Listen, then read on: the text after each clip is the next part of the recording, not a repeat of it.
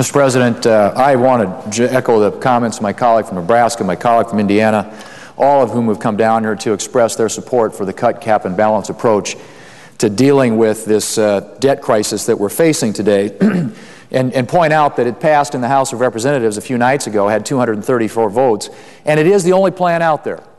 As my colleague from Indiana has said, the President, the Democrat leadership here in the Senate, has yet to produce a plan that will meaningfully deal with the greatest crisis that our country has faced in my service here in the United States Congress.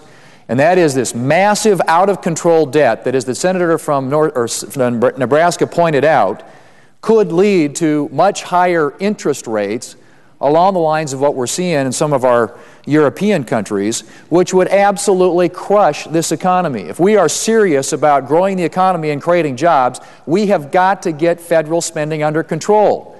We need a smaller federal economy and a larger private economy. And what's been happening here since this president took office is we continue to grow government. We've added 35% to the debt. Spending increased by 24%, non-national security discretionary spending in the last 2 years, at a time when inflation was 2% in the overall economy. Federal spending has been growing at 10 times the rate of inflation. The number of people who are receiving food stamps has gone up by 40%. The unemployment rate is up by 18%. There are 2.1 million more people unemployed today than there were when this president took office. The policies of this administration are not working when it comes to getting people back to work and getting spending and debt under control. Now, I was listening with great interest to my colleague from North Dakota who was down here on the floor earlier and denouncing the whole idea of a balanced budget amendment like it was coming from some foreign planet, and talked about how ill-conceived and ill-considered and stupid this approach, this cut, cap, and balance approach is. Well, my observation about that, Mr. President, is that the Democrat failure to produce a budget in over 800 days is exhibit number one for why we need a balanced budget amendment. We ought to be embarrassed here in Washington, D.C. We are not doing the people's work. We haven't passed a budget in over 800 days. And yet the other side comes down here and denounces the idea of a balanced budget amendment, which all 49 states have some form of balanced budget amendment that requires them every single year to balance their budget. My colleague from North Dakota knows that. His state has it. My state of South Dakota has it. It's a very straightforward concept that the people of this country clearly understand. Now, if it takes issue with the way that this particular balanced budget amendment is written, fine. Come up with your own proposal. But don't suggest that having a constitutional amendment that requires this place to do something that it hasn't been doing for literally the last 25 or 30 years is a bad idea. What we've got today is dysfunctional. It is broken. It does not work for the American people. It's an embarrassment, Mr. President. And that's why we need something. We've got to put something on the books that will impose a discipline on this Congress to get spending and debt back under control and have us start doing something about the runaway debt that is putting a crushing burden on future generations of Americans. So if you don't like this balanced budget proposal, the cut, cap, and balance proposal is not prescriptive about this particular balanced budget amendment that many of us are co-sponsors of. Come up with another one.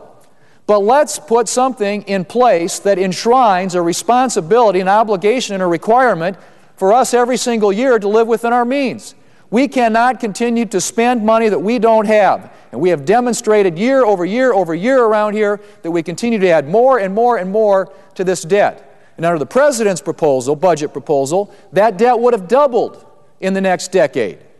That's why I think when his budget proposal was put on the floor of the United States Senate, it got 0 votes. Not a single Democrat or a single Republican voted in favor of what this president put forward in his budget submission earlier this year. Now, since that time, there's been absolute lack of leadership out of the White House. The president's been completely missing in action. The Democrat leadership, as I said, has put forward no idea, no plan of their own. We have in front of us something that achieved majority support in the House of Representatives a few nights ago. 234 members of the House of Representatives voted for this. It is a serious, meaningful effort to cut spending now, to cap it in future years, and to put in place a balanced budget amendment that is long overdue, and which, frankly, if it passed 15 years ago, in the United States Senate, we would not be in the position that we are today. It failed by one single vote in the United States Senate back in 1997, and I can only help but think, Mr. President, how much better off we would be today in terms of the spending and debt situation that is facing this country had we gotten the necessary two-thirds vote back in 1997. But it's never too late to do the right thing, and we have an opportunity to do that today. And I think to hear our colleagues get up on the other side and belittle the effort that was been made by a lot of people around here who are trying to do something about a problem that is going to wreck this country if we don't fix it, is not befitting of this institution.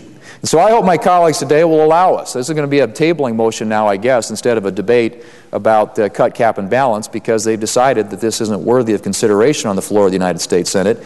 I think that's it's a terrible reflection on this institution that something is brought forward in good faith, a serious, meaningful effort to address spending and debt and to put this country back on a sustainable fiscal course.